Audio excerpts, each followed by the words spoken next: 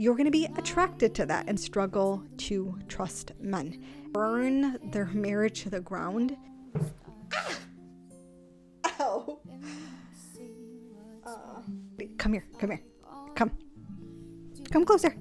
I have secrets to share with you. Muslim women who are trying to get married, you're not locked in yet. You need to know what to look for. Like a detective. Like, I want your hat. I want your magnifying glass. I want you to be picky, but picky about the right things. You can have preferences, but you also got to be smart. I can tell you guys I'll look for these things, or I can share my own personal experience and what I believe based on my experience being a premarital coach in the past, based on what I've learned from the Quran and the Sunnah of the Prophet ﷺ, to be the things that you should be looking for in your husband. Now let's preface this by saying that all people are different. People have different life experiences and upbringings, and there are things that will make someone unique. But there are core values that can be present in every single one of those types of men that are going to be essential to a healthy, fulfilling, successful relationship.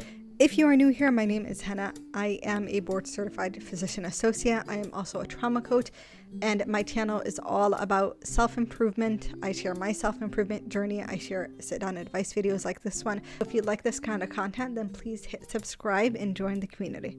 And throughout this video, comment your experiences, comment questions that you have, start a conversation with other ladies that are watching this, even if it's just a few. Let's jump into it. I'm recently married. I mentioned I was also a premarital coach, so I taught a lot of Muslims, men and women, about what to look for in spouses. I'm going to use my husband as an example. And not because he's my husband, but because I genuinely believe that he has a lot of really great qualities that reflect the values of what a Muslim husband should be. How did I know my husband was the type of man that I should consider to be a husband? First and foremost is he was a man of his word. Honesty is so hard to come by. Being trustworthy is so difficult to come by. When my husband said, I'm going to do X, he would do X. If he said, this is going to happen by this time, it would happen by that time. A lot of women struggle to trust men. The reality of it is that men are going to give us opportunities that make us trust them more because they prove themselves to be trustworthy, or make us trust them less because they're proving themselves to be untrustworthy. And if there are any men watching this, then keep that in mind. She doesn't hear your words, she sees your actions. So look at his actions. Is he someone who keeps to his promises? Number two is, it was very clear from the very beginning that my husband modeled his masculinity not based on what influencers say or what the red pill say or what these the Andrew Tates of the world say, but what the Prophet ﷺ said, the prophetic model for masculinity. I used to say this a lot. It is not a woman's place to define what masculinity is. Men have to define that for themselves. There are things that are going to be very obviously masculine to us, and especially if you're a woman who's more feminine, you're going to be attracted to that. And the Prophet ﷺ had a level of masculinity that was so powerful, but it never impeded on his ability to be in touch with more feminine traits that served what they needed to serve. For example, the Prophet ﷺ could command a room in an instant.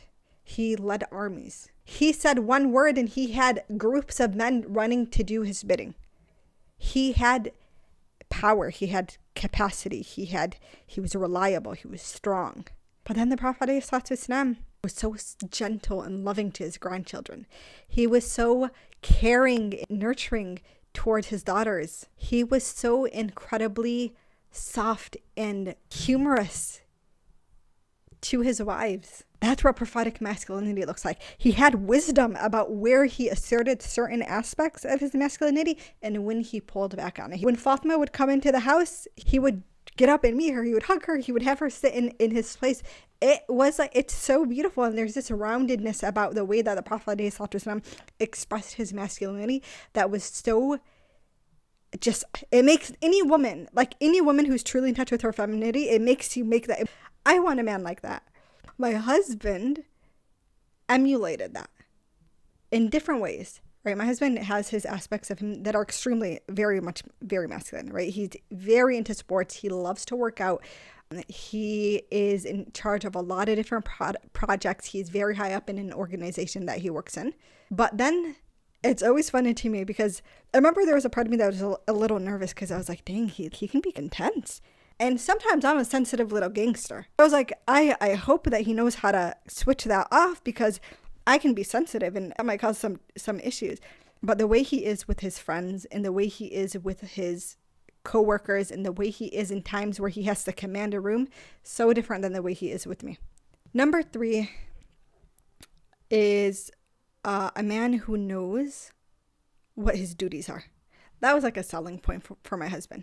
It was the second time that we ever communicated, and he made it very clear.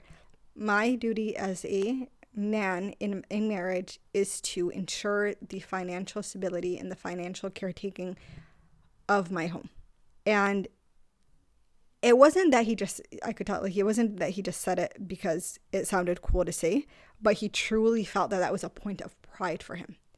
And you'll know, ideally, if you have good discernment, you'll know when someone is saying something just to say it versus it is something they take so seriously and it's like a part of them and they feel ashamed if they're not able to do it. My husband had to go back to school, for example, right? Things happen that change the financial reality of your life.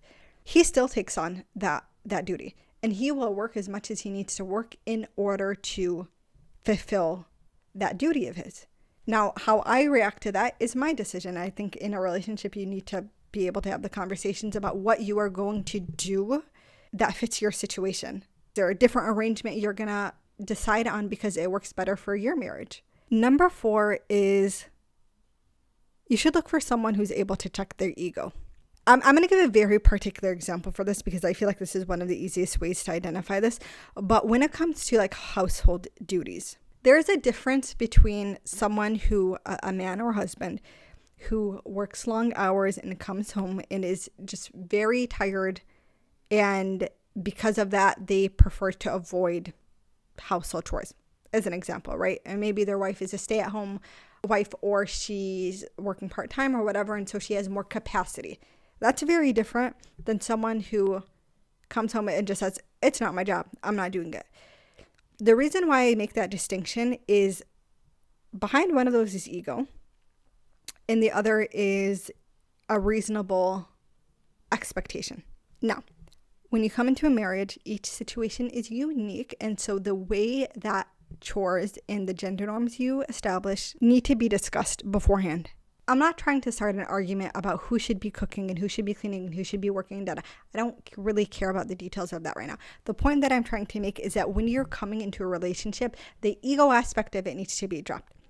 You can have a very stereotypical gendered way of going about your household. That's how our household goes, actually. I'm the one who cooks and I'm the one who mainly cleans. But my husband never says it's not my job. But he's busy and he's tired and he's working and he's going to school. I'm not going to have him come home after a long, exhausting day. This is me for my relationship because I care about the well-being of my husband. And many times he'll get up and he'll volunteer to do it himself. Or if I'm really pressed for energy or time that day, I'll ask, can you take on this? And it's never an argument. By someone who is willing to bend a little bit for the health and safety of the relationship. And remember, the Prophet used to do things for his own home. You're not better than the Prophet. If you want to establish a very stereotypical frame for how you operate in your home as a man, you have every right to do that. If you want to be married to someone who only cooks and only cleans and doesn't work and you never have to lift a finger in your home and that's the arrangement, completely you're right. Find the woman who is willing to do that. Don't try to mold a woman who isn't like that into a woman who does that. This would probably rank as number 1. Find a man who has taqwa of Allah subhanahu wa ta'ala. Find a man who has God consciousness. Find a man who fears Allah subhanahu wa ta'ala, who values his relationship with Allah subhanahu wa ta'ala, who takes his salah seriously, who takes the way that he treats the people in his life seriously, who references the Quran and the Sunnah as his guide for life. Not saying that there aren't people who have good character and treat the women in their lives well, but don't have taqwa. But you are much more likely to find someone who is willing to burn their marriage to the ground and metaphorically strangle you with their toxicity if they have no taqwa. I believe it was Umar ibn Khattab who said this, to marry a man who has taqwa, because if he loves you, he will honor you, and if he dislikes you, hates you, if he wants to end the marriage, he won't destroy you. He won't go about it in a way that is vengeful and hateful. You guys, I have seen divorces that have happened that were catastrophic. There are a lot of stories that you don't know in which the circumstances of the marriage were so difficult and painful on the woman that there was no other way outside of divorce. Those men never had taqwa, and the consequences were dreadful for the woman. If you have the capacity to be able to actually analyze the person that you are talking to, make sure that they have taqwa. Listen, yes, there are always going to be the wolf in sheep's clothing, right? People who pretend to be more religious than they actually are. This is why there needs to be a more structured process of how we get to know people, because I truly believe people can only show you the fake version of themselves for so long.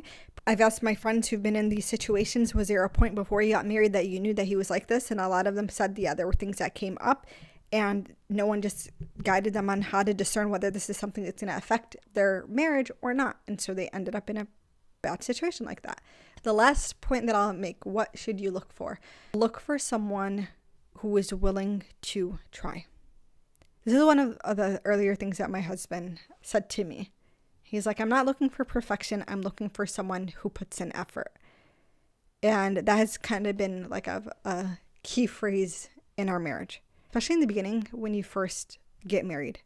There's a lot of figuring out that has to happen. There are a lot of tough conversations that have to happen. There's a lot of adjusting that has to happen. There's not a single person that I've met who's been married and is in a healthy relationship that did not have this process to go through. There's a refinement period. And you have to be willing to go through that refinement period and put in the effort, because it might not always start out the best, but with those small incremental improvements, you communicate a little bit better. You understand one another's love languages a bit better. You figure out your schedules, you figure out expectations, all of these things. When you are with someone who's willing to put in the effort, the world opens up to you. And then you're in a situation where you get to create the kind of marriage that you want. And a lot of people would kill to have that position, to be in your situation. So don't ever be the person who's not willing to put in that effort, because we live in a culture where it's like, if something's not working, just throw it out, right? This thing's not working, I'm just going to Amazon another one. And we do that with people too. Something's not working, even if everything else is kind of relatively good. And I'm not talking about situations of abuse, or leave those extremes out. I'm just talking about in general. The general culture says if it's not perfect, it's not good enough, and you can just drop it and walk away. As Muslims, we don't define marriage like that. We see marriage as a commitment between two people under the contract of Allah subhanahu wa ta'ala. Those are all the tips and advice that I have for you guys today. Leave a comment below. What other things do you think women should look for in a husband? And if you like this kind of content, then please subscribe for more. Assalamu alaikum. I will see you in the next one.